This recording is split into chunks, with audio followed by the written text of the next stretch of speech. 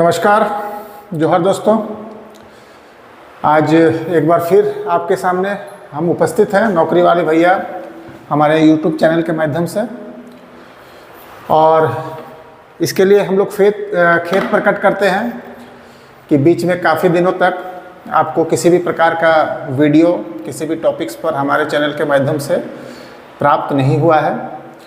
तो इस पर खेत प्रकट करते हुए हम ये उम्मीद करते हैं कि आने वाले समय में प्रतिदिन आपको कुछ न कुछ टॉपिक्स पर, प्रतियोगिता परीक्षाओं से जुड़े हुए टॉपिक्स पर हम अपना लेक्चर आप लोगों को डिलीवर करेंगे और आप उससे लाभान्वित होंगे। दोस्तों, हमने ये भी निर्णय लिया है कि हमारे YouTube चैनल के माध्यम से हम JPSC प्रीलिम्स, जैसा कि जानते हैं कि हमारे सहयोगी कैलाश मिश्रा जी हैं जो JPSC 7th बैच के अधिकारी हैं, वो भी हमारे सहयोगी हैं। और हमने ये निर्णय लिया है कि छात्रों के हित में अब हम JPSC प्रीलिम्स पर रेगुलर टॉपिक वाइज आपको सामग्री उपलब्ध कराएंगे। और जैसा कि आपको पता है कि अभी हाल ही में 22 से 24 जून के बीच JPSC की मुख्य परीक्षा, जो विज्ञापन संख्या 1/2024 था, उसकी मुख्य परीक्षा समाप्त हो चुकी है और 2024-25 के लिए नया विज्ञापन आपको बहुत जल्द 1 से 2 महीने के अंदर देखने को मिलेगा। तो वैसे छात्र जो JPSC की तैयारी को लेकर गंभीर हैं और इस परीक्षा को, इस प्रतिष्ठित परीक्षा को उत्तीर्ण करना चाहते हैं, उनसे ये अनुरोध होगा कि हमारे वीडियोस को, जो हम JPSC PT की सीरीज़ पर अभी क्रमवार उपलब्ध कराएंगे, उसको आप रेगुलर देखें। और हमें आशा है कि अगर हमारे वीडियोस को आपने सीरीज वाइज, क्रम वाइज, टॉपिक के अनुसार देख लिया तो प्रारंभिक परीक्षा उत्तीर्ण करने में आपको ज़्यादा कठिनाई नहीं होगी।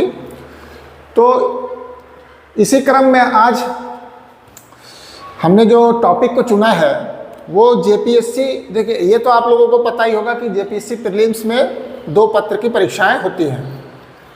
पहले पत्र में सामान्य अध्ययन और दूसरे पत्र में झारखंड विशेष से प्रश्न पूछे जाते हैं।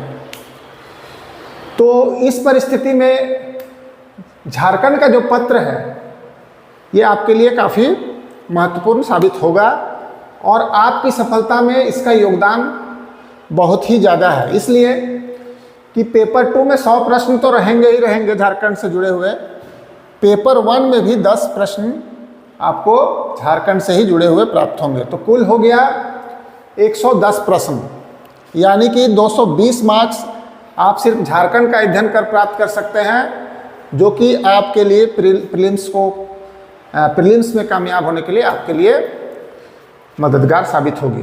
तो इसीलिए आप झारखंड के पत्र को थोड़ा गंभीरता से लें। और आज हम इसी सीरीज में झारखंड का इतिहास जो है, आप JPSC के सिलेबस को देखेंगे तो आपको पहला टॉपिक झारखंड का इतिहास मिलेगा और इसके अंतर्गत आपको झारखंड की विभिन्न शासन व्यवस्थाओं का अध्ययन करना होगा। इसमें कुल 8 टॉपिक्स हैं, जिसमें कि मुंडा शासन व्यवस्था, उसके बाद नागवंशी शासन व्यवस्था, इसी तरह आपको पढ़ा पंचायत, मांझी परगना और मुंडा मानकी, ढोकलो सोहर और जातीय पंचायत के बारे में पढ़ना है। कुल 8 टॉपिक्स हैं और उसमें से हर टॉपिक पर एक प्रश्न आएगा जिसके कि 2 मार्क्स हैं।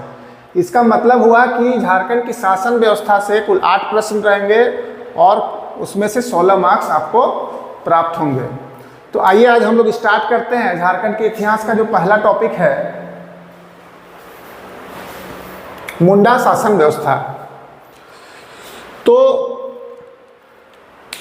मुंडा शासन व्यवस्था में बेसिकली अध्ययन क्या करना है कि मुंडाओं में किस तरह प्रशासनिक व्यवस्था झारखंड में रही थी, जो अभी वर्तमान में भी जारी है। हालांकि अभी पंचायती राज व्यवस्था के लागू हो जाने के उपरांत इन शासन व्यवस्थाओं पर थोड़ा सा प्रभाव पड़ा है, लेकिन कहीं न कहीं ये अभी भी अपने स्वरूप को बनाए हुए हैं।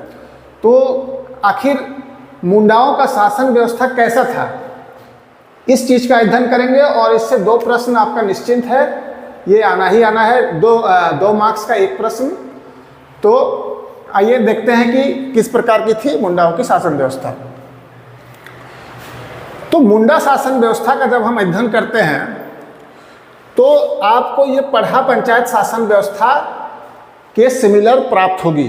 मतलब पढ़ा पंचायत शासन व्यवस्था और मुंडा शासन व्यवस्था लगभग एक जैसी थी। उसमें जो सबसे नीचे जो प्रशासनिक इकाई थी, अर्थात जहाँ से शुरुआत होती है, वो ग्रामीण स्तर से, गांव के स्तर से ये शासन व्यवस्था शुरू होती है।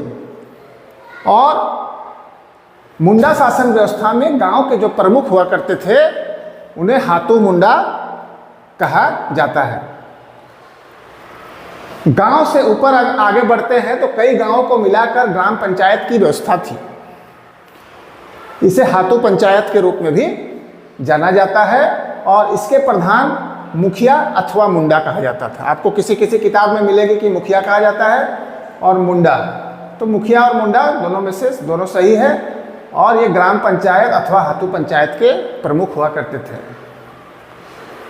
कई गांवों को, कई ग्राम पंचायतों को मिलाकर एक पट्टी नामक एक अगली जो प्रशासनिक अवस्था है, प्रशासनिक स्तर है, गांव के बाद ग्राम पंचायत, फिर पट्टी। तो पट्टी में बेसिकली 5 से 21 या 22 गांव तक इसमें शामिल होते थे और पट्टी के प्रमुख को मानकी कहा जाता था। तो इससे जो वस्तुनिष्ठ प्रश्न आएंगे इन्हीं चीज़ों पर आधारित होगा कि पट्टी के मुखिया को क्या बोला जाता था, पट्टी के प्रमुख को क्या बोला जाता था। तो आपका उत्तर होगा मानकी। तो अब आगे बढ़ते हैं। पट्टी के बाद जो अगला स्तर था प्रशासन का वो था पढ़ा। तो पढ़ा जो है, पढ़ा के प्रमुख पढ़ा राजा होते थे और पढ़ा राजा ये पढ़ा पंचायत का सर्वोच्च अधिकारी होता था। एक बार फिर आपको पुनः रिवाइज कर दूं, किसी प्रकार की कंफ्यूजन में नहीं रहना है। गांव का प्रमुख हातू मुंडा, गांव को हातू भी बोला जाता था। उसके बाद ग्राम पंचायत को हातू पंचायत भी बोला जाता था और इसके प्रमुख मुखिया या मुंडा होते थे। उसके बाद कई ग्राम पंचायतों पर एक पट्टी का निर्माण होता था जिसके प्रमुख मानकी होते थे और ग्राम पंचायत के ऊपर पढ़ा पंचायत की व्यवस्था थी जिसमें 5 से 21 गांव या 22 गांव हुआ करते थे। पढ़ा पंचायत का प्रमुख हुआ करते थे पढ़ा राजा और पढ़ा राजा को इस पढ़ा पंचायत जो व्यवस्था है इसका प्रमुख माना जाता है पढ़ा राजा को। ये सर्वोच्च अधिकारी होते थे।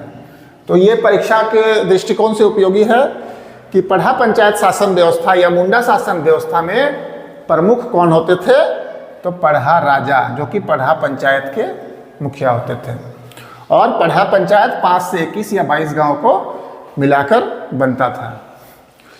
दूसरी बात है कि ये जो पढ़ा राजा का जो पद था ये वंशानुगत था, अर्थात ये वंशक्रम के अनुसार चलता था। पीढ़ी दर पीढ़ी ये पद ट्रांसफर होता चला जाता था उसी पीढ़ी के लोगों में।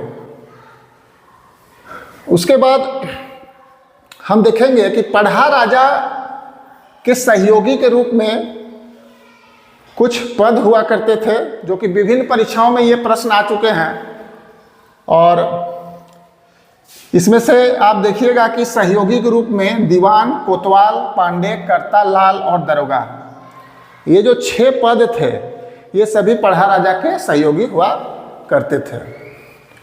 तो इसको आप याद कर लेंगे, दीवान, कोतवाल, पांडे, कर्ता, लाल और दरोगा, ये 6 पढ़ा राजा के सहयोगी हुआ करते थे। उसके बाद पाहन एक महत्वपूर्ण पद था जो कि पुजारी का होता था। ये धार्मिक व्यवस्था इस शासन व्यवस्था में संभालते थे और पाहन के भी 2 सहयोगी हुआ करते थे, एक पुजार और एक पनभरा। ये भी परीक्षा उपयोगी प्रश्न है कि पाहन के सहयोगी, तो आपका आंसर पुजार या पनभरा जो भी ऑप्शन में रहेगा वो आपका आंसर होगा। अब आगे आते हैं कि ग्राम पंचायत के बाद हमने तो देख लिया पढ़ा पंचायत, कई ग्राम पंचायतों पर एक पट्टी, उसका प्रमुख मानकी, और फिर पट्टी के ऊपर पढ़ा राजा, और ये जो है पढ़ा पंचायत का भी प्रधान होता था। पढ़ा राजा को मुंडा और पाहन भी सहयोग करते थे। हमने यह देखा कि इसके जो प्रशासनिक सहयोगी थे ये 6 लोग थे, दीवान, कोतवाल, पांडे, कर्ता, लाल और दरोगा। ये प्रशासन में मदद करते थे पढ़ा राजा को।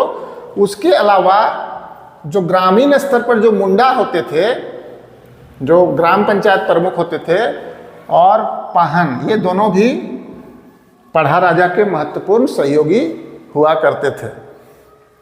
और 22 पढ़ा राजाओं पर एक पढ़ा सरदार हुआ करता था, जो कि इस शासन व्यवस्था में सर्वोच्च स्तर पर था। लेकिन इसमें यह समझने वाली बात है कि जो सबसे महत्वपूर्ण पद होता था वो पढ़ा पंचायत में पढ़ा राजा का होता था। और प्रश्न ये भी आ सकता है परीक्षा में कि पढ़ा राजा से ऊपर कौन सी संस्था थी या कौन सा पद था, तो आपका उत्तर होगा पढ़ा सरदार, जो कि 22 पढ़ा राजाओं को मिलाकर एक पढ़ा सरदार का उसकी व्यवस्था उस समय थी। तो ये एक आउटलुक मैंने आपको समझा दिया। उम्मीद है कि आपने इस शासन व्यवस्था को बहुत हद तक समझ लिया है। कुछ विशेष नहीं है, आपको इसी चीज में से कोई ना कोई टॉपिक एक प्रश्न के रूप में आएगा, और जितनी भी महत्वपूर्ण बिंदु इस टॉपिक से हो सकता है उसको मैंने इसमें डालने का प्रयास किया है। तो दोस्तों, मैंने इस वीडियो में उन्हीं टॉपिक्स को टच करने का प्रयास किया है जो आपके प्रारंभिक परीक्षा में जो प्रश्न पूछे जाते हैं।